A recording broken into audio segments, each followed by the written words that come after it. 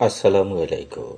আজ 22 মার্চ 2026 খ্রিস্টাব্দ, 8 চৈত্র 1432 বঙ্গাব্দ, 2 শাওয়াল 1447 ইসরি, রবিবার। সংবাদ পাঠ করছি মনির হোসেন কামাল। প্রথমেই শুনবেন সংবাদ শিরোনাম। বরগুনায় খাল খনন কর্মসূচির উদ্বোধন। বরগুনার উন্নয়নে সাংবাদিকদের সঙ্গে চিফ হুইপের মতবিনিময়। যাত্রীবাহী বাসে ট্রেনের ধাক্কায় 12 জন নিহত। ব্রিজ ভেঙে নদীতে 5 শিশুর মৃত্যু। বোনের বাড়িতে ঈদ করতে গিয়ে ছুরিকাঘাতে প্রাণ হারালো তরুণী। ঈদের আনন্দ করতে গিয়ে দুর্ঘটনায় যুবক নিহত। নৌকাডুবি ও পানিতে ডুবে 2 শিশুর মৃত্যু। মাইকিংয়ে রেকর্ড করা হয় লোকবেতারে। শুনলেন সংবাদ শিরোনাম, এবার বিস্তারিত। বরগুনায় খাল খনন কর্মসূচির উদ্বোধন করেছেন বাংলাদেশ জাতীয় সংসদের চিফ হুইপ ও বরগুনা 2 আসনের জাতীয় সংসদ সদস্য মোহাম্মদ নুরুল ইসলাম মনি। আজ সকাল 10টায় বরগুনা সদর উপজেলার ফারানির পাড় নামক স্থানে ক্রোক থেকে শুরু করে 4 কিলোমিটার শাখা খাল পুনঃখননের তিনি কোদালে মাটি কেটে ও মাথায় ঝুড়ি নিয়ে আনুষ্ঠানিক উদ্বোধন করেন। উদ্বোধনী অনুষ্ঠানে সম্মানিত অতিথি হিসেবে উপস্থিত ছিলেন বরগুনা 1 আসনের জাতীয় সংসদ সদস্য মোহাম্মদ অলিউল্লাহ। সভাপতিত্ব করেন বরগুনা জেলা প্রশাসক তাসলিমা আক্তার। শুভেচ্ছা বক্তব্য রাখেন বরগুনা পানি উন্নয়ন বোর্ডের নির্বাহী প্রকৌশলী মোহাম্মদ আব্দুল হান্নান প্রধান। উদ্বোধনকালে বাংলাদেশ জাতীয় সংসদের চিফ হুইপ ও বরগুনা 2 আসনের জাতীয় সংসদ সদস্য মোহাম্মদ নুরুল ইসলাম মনি বলেন, কৃষি ও কৃষকদের উন্নয়নে খাল খনন কর্মসূচি শুরু করেছিলেন প্রয়াত রাষ্ট্রপতি মেজর জেনারেল জিয়াউর রহমান। বর্তমান প্রধানমন্ত্রী তারেক রহমান গত 16 মার্চ বাংলাদেশের 53টি জেলায় একযোগে খাল খনন কর্মসূচির উদ্বোধন করেন। তিনি আরও বলেন, আমরা উন্নয়নে বিশ্বাস করি, মানুষের ভাগ্য উন্নয়নে আমরা বদ্ধপরিকর।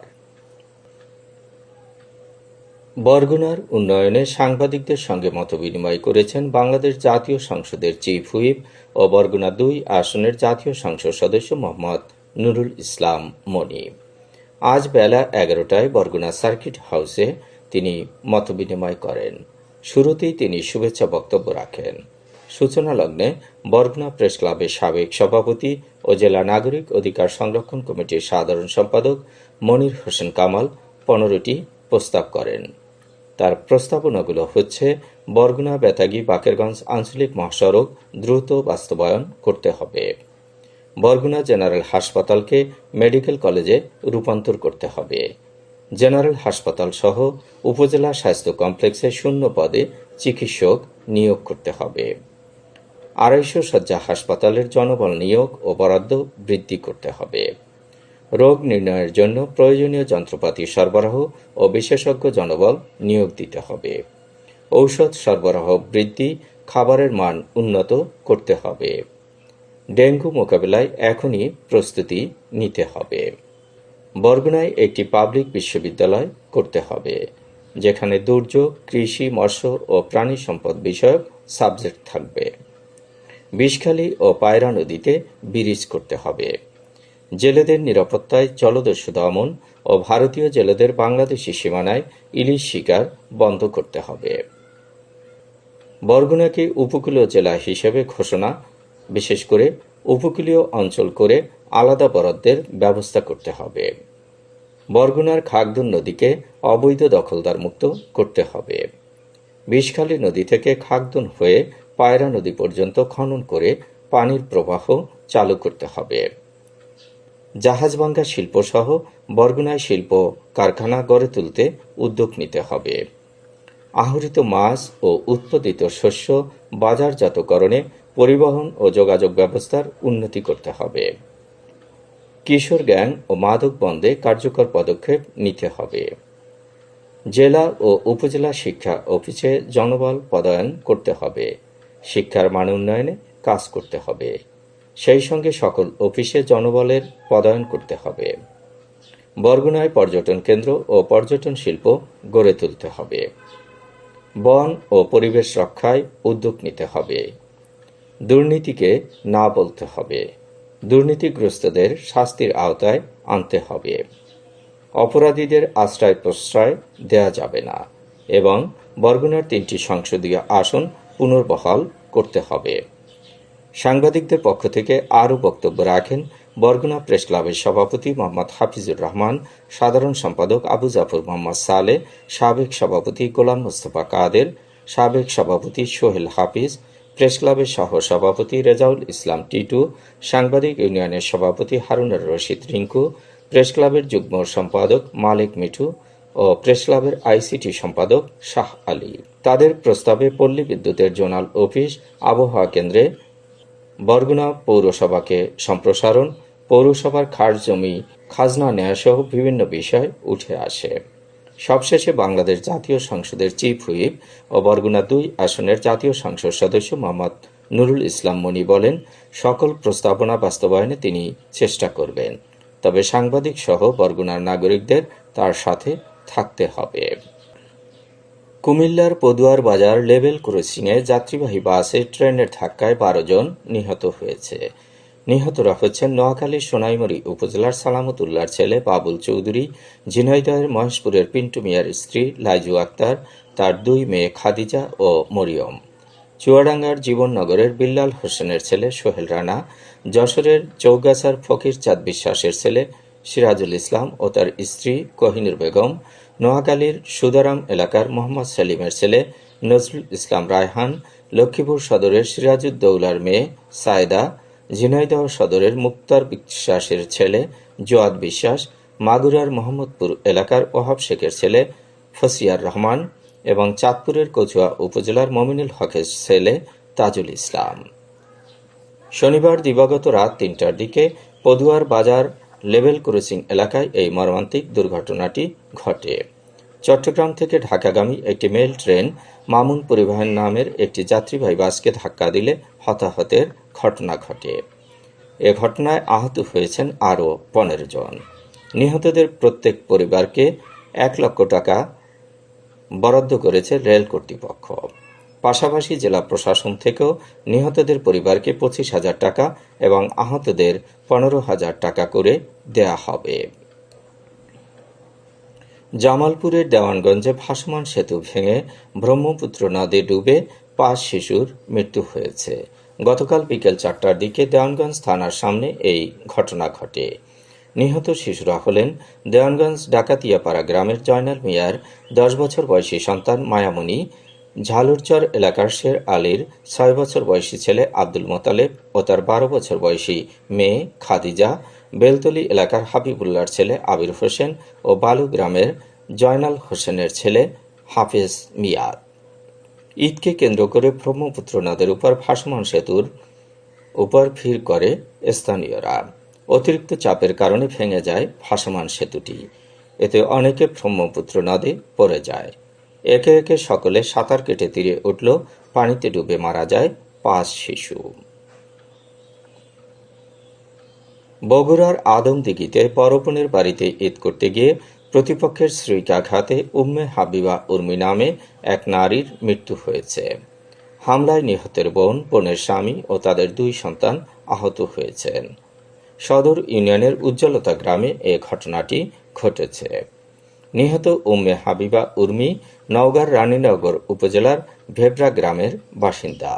উম্মে হাবিবা উর্মি কয়েকদিন আগে ঈদ করতে আদমদিঘির উজ্জ্বলতা গ্রামে বোনের বাড়িতে বেড়াতে গিয়েছিলেন।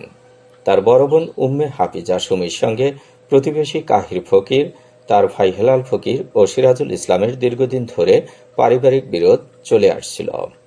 শুক্রবার সন্ধ্যায় উম্মে হাফিজা সুমি, উম্মে হাবিবা উর্মি ও অন্যরা ঈদের কেনাকাটা করার জন্য আদমদিঘি উপজেলা সদরের মার্কেটে যাচ্ছিলেন।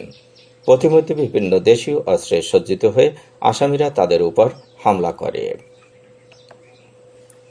চুয়াডাঙ্গায় ঈদের আনন্দে ঘুরতে বের হয়ে মোটরসাইকেল দুর্ঘটনায় সুরজ আলী নামে এক যুবক নিহত হয়েছেন। এ ঘটনায় আহত হয়েছেন তার বন্ধু হৃদয়। গতকাল চুয়াডাঙ্গা আলমডাঙ্গা সড়কের ফার্স্ট ক্যাপিটাল ইউনিভার্সিটির সামনে এ দুর্ঘটনা ঘটে। নিহত সুরজ আলী চুয়াডাঙ্গা পৌর এলাকার ইসলামপাড়ার বাসিন্দা স্বপনের ছেলে। তিনি শহরের বড় বাজারের আলী হোসেন মার্কেটের একটি ইলেকট্রিক দোকানে কর্মরত ছিলেন। আহত হৃদয় একই পৌর এলাকার শ্মশানপাড়ার বাসিন্দা। ঈদের দিন দুই বন্ধু মোটরসাইকেলে ঘুরতে বের হয়। পথে ফার্স্ট ক্যাপিটাল ইউনিভার্সিটির সামনে পৌঁছলে দ্রুতগতির মোটরসাইকেলটি নিয়ন্ত্রণ হারিয়ে রাস্তার পাশের একটি গাছে ধাক্কা লাগে। এতে তারা দুজনই গুরুতর আহত হন। তাদের উদ্ধার করে চুয়াডাঙ্গা সদর হাসপাতালে নিয়ে গেলে কর্তব্যরত চিকিৎসক সুরজ আলীকে মৃত ঘোষণা করেন। কুড়িগ্রামের নাগেশ্বরীতে পুকুরে ডুবে সদ্য হাঁটতে শেখা মমিন প্রাণ হারিয়েছে।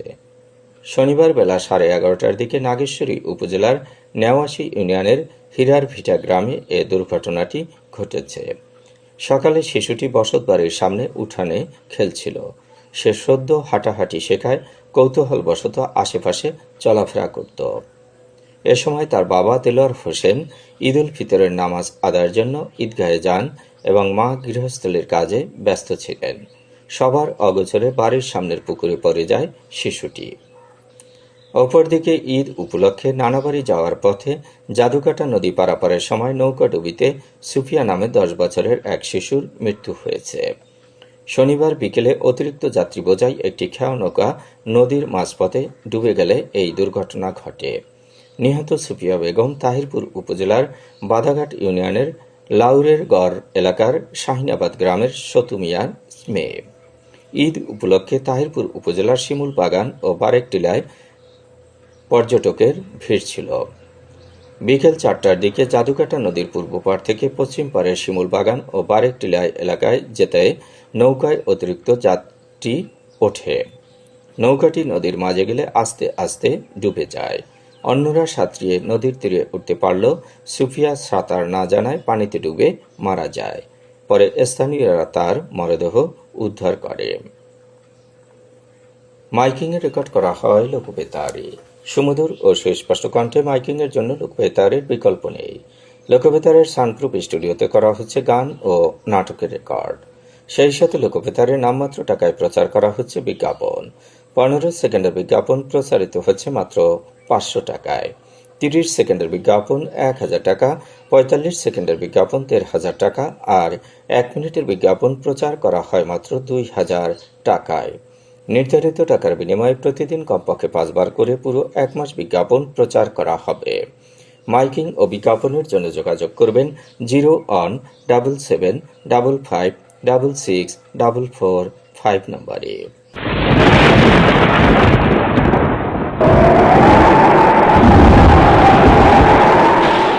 এবারে শুনবেন আবহাওয়ার খবর। উপমহাদেশীয় উচ্চচাপ বলয়ের বর্ধিত অংশ পশ্চিমবঙ্গ এবং তৎসংলগ্ন এলাকায় অবস্থান করছে। মৌসুমের স্বাভাবিক লঘুচাপ দক্ষিণ বঙ্গোপসাগরে অবস্থান করছে। এর একটি বর্ধিত অংশ উত্তর পূর্ব বঙ্গোপসাগর পর্যন্ত বিস্তৃত। রাত এবং দিনের তাপমাত্রা একরকমই থাকতে পারে। দেশের বিভিন্ন স্থানে বজ্রসহ বৃষ্টি হতে পারে। আজ দেশের সর্বোচ্চ তাপমাত্রা ছিল নরসিংদীতে 29.3 ডিগ্রি সেলসিয়াস এবং সর্বনিম্ন তাপমাত্রা ছিল তেঁতুলিয়ায় 16.3 ডিগ্রি সেলসিয়াস। বরগুনার সর্বোচ্চ তাপমাত্রা 26 ডিগ্রি সেলসিয়াস, সর্বনিম্ন 18 ডিগ্রি সেলসিয়াস। আগামীকাল সূর্যোদয় হবে ভোর 6:01। সংবাদ শেষ করার আগে শিরোনামগুলো আবার পড়ছি। বরগুনায় খাল খনন কর্মসূচির উদ্বোধন। বরগুনার উন্নয়নে সাংবাদিকদের সঙ্গে চিফ হুইপের মতবিনিময়। যাত্রীবাহী বাসে ট্রেনের ধাক্কায় 12 জন নিহত।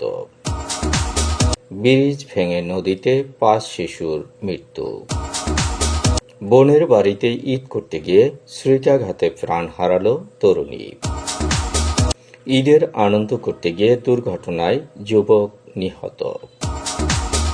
নৌকাডুবি ও পানিতে ডুবে 2 শিশুর মৃত্যু। মাইকিংয়ে রেকর্ড করা হয় লোকবেতারে।